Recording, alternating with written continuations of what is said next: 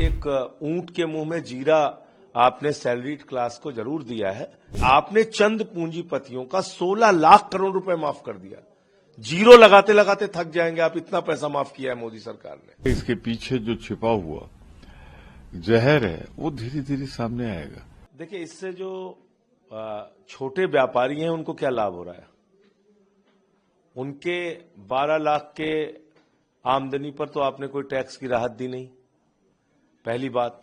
दूसरी बात, आम आदमी पार्टी के राष्ट्रीय संयोजक केजरीवाल जी ने जो मांग की थी कि अगर आप ये फैसला लें कि भाई उद्योगपतियों के कर्जे आप माफ नहीं करेंगे, अपने पूंजीपति दोस्तों के कर्जे आप माफ नहीं करेंगे, और जो 16 लाख करोड़ रुपए के कर्जे आपने माफ किए हैं अब तक उसकी वसूली करेंगे, तो देश में जीएसटी की दरें और इनकम टैक्स की दरें आधी की जा सकती हैं। बहुत बड़ी राहत इस देश के मिडिल क्लास को और इस देश के आम आदमी को मिल सकता है, लेकिन वो नहीं किया गया।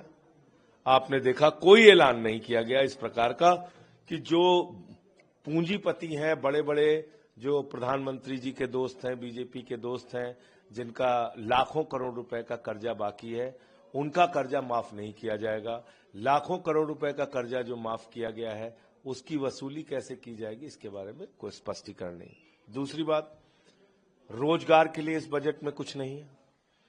किसान के फसल के दाम के लिए, एमएसपी के लिए दोगुना करने के लिए कोई बजट का आपने निर्धारण नहीं किया। तो कुल मिलाकर एक ऊंट के मुंह में जीरा आपने सैलरीड क्लास को जरूर दिया है, बाकी इसके अलावा इस बजट के अंदर कुछ भी नहीं। आप लोग जो सैलरीड क्लास के लिए, मिडिल क्लास के लिए लगातार आवाज उठा रहे थे कि मिडिल क्लास को सुविधाएं मिलनी चाहिए, तो सैलरीड क्लास के लिए तो राहत है। देखिए, जो छोटे मोटे बिजनेस करने वाले लोग हैं उनको आपने इससे बाहर कर दिया। उनकी भी तो आमदनी 12-15 लाख रुपए साल की होती है, एक बात। दूसरी बात क्या है कि सबसे बड़ा इस देश की अर्थव्यवस्था को चौपट करने का कारण क्या है कि आपने चंद पूंजीपतियों का 16 लाख करोड़ रुपए माफ कर दिया। जीरो लगाते लगाते थक जाएंगे आप, इतना पैसा माफ किया है मोदी सरकार ने। और उस 16 लाख करोड़ रुपए की वसूली आप कैसे करेंगे, आपने उस पर कोई बातचीत नहीं की। आने वाले दिनों में आप अपने पूंजीपति दोस्तों का कर्जा माफ नहीं करेंगे, इसके बारे में आपने कुछ नहीं बोला, चुपचाप रहे आप। एमएसएमई के लिए कई सारी घोषणाएं, खासतौर पे जो स्टार्टअप के लिए लोन, ऐसी घोषणाएं हम पहले भी इनकी देख चुके हैं। जमीन पे क्या उतरता है? जमीन पे तो हम यही देख रहे हैं कि पूंजीपति दोस्तों का कर्जा माफ हो रहा है। बजट में बिहार का कई बार जिक्र आया, अपोजिशन इसे लेकर सवाल खड़े कर रहा है कि बिहार में चुनाव इसलिए उसके फोकस है। देखिए, पहली बात तो अभी एक दिमाग में डाउट यही हो रहा है कि इस बात का नोटिफिकेशन ये कह रहे हैं 8 फरवरी के बाद आएगा। क्यों भाई? आप दिल्ली के चुनाव परिणाम का इंतजार कर रहे हैं? आप जो भी स्पष्ट करना है आज करिए ना। तो इसलिए बहुत सारी चीजें हैं, और ये सरकार जहां तक है, मैं फिर दोहरा रहा हूं इस बात को कि देश में जो पूंजीपति हैं, जो बड़े बड़े उद्योगपति हैं, उनके लिए काम करती है। बिहार के आरोपों पे आप क्या कहेंगे कि बिहार को बजट सेंट्रिक रखा गया है? कुछ करके तो दिखाएं। 1.5 लाख करोड़ रुपए तो कब की घोषणा की हुए हैं मोदी जी कि 1.5 लाख करोड़ रुपए हम पैकेज देंगे बिहार को। मिला क्या, वो बताइए ना, उसका हिसाब दीजिए। क्या किया आपने बिहार में? कि दिल्ली के वोटर्स के लिए जो एम्प्लॉई है या मिडिल क्लास का है वो इसको लाए थे। अभी आप देखिएगा इसके पीछे जो छिपा हुआ जहर है वो धीरे धीरे सामने आएगा। इससे फायदा कम होगा, नुकसान ज्यादा होगा, पर आने दीजिए। उसको जो भी चर्चा करनी होगी अब सदन के अंदर, पार्लियामेंट में करेंगे। ये कौन सी बड़ी बात हो गई? 15 लाख तक इसे कर किया जा सकता था, किया से 12 लाख तक गया है। लेकिन एक हाथ से दिया गया, दूसरा जीएसटी से कदम कदम पर इतने लगा दिए गए कि आप वापस ले रहे हैं।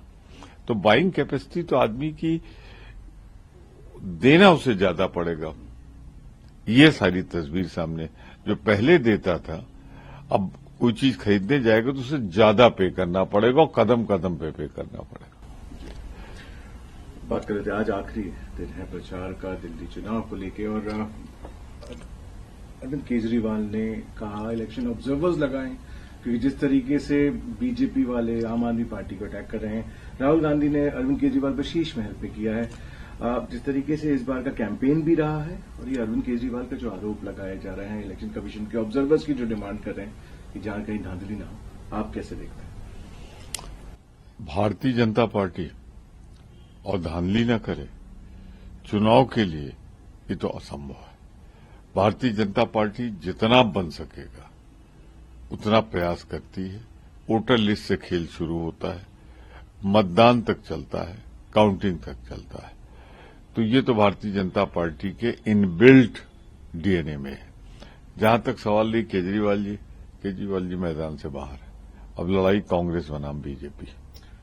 केजरीवाल जी ने सर एक बात ये कही कि हमने पूरे दिल्ली में घूमा और इस बार का जो एटमॉस्फेयर लग रहा है वो उनके पक्ष में है और ज्यादा से ज्यादा इस बार उन्हें वोट मिलेंगे।